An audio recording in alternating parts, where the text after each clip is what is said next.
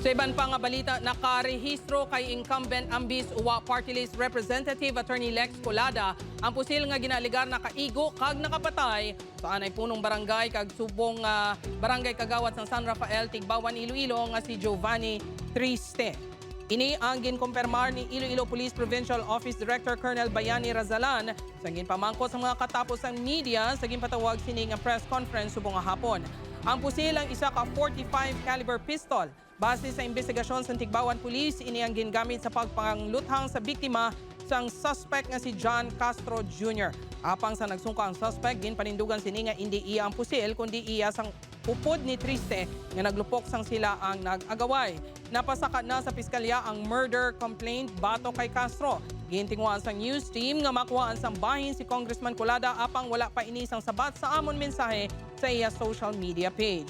Antes ginpalayag sang IPPO ang impormasyon, nagpagwa naman sang statement subong adlaw si Iloilo 1st District Representative Janet Garin nga bayaw ni Congressman Colada nga nagakondenar sa pagpatay kay Triste. Dapat man kuno maserbi ang hustisya kag wala sang pinilian.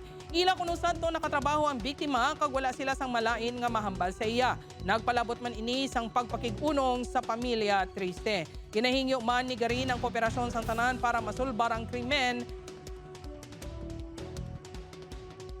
Sinabi nyo na rin lang na si Congressman Colada yung that was the result of the investigation.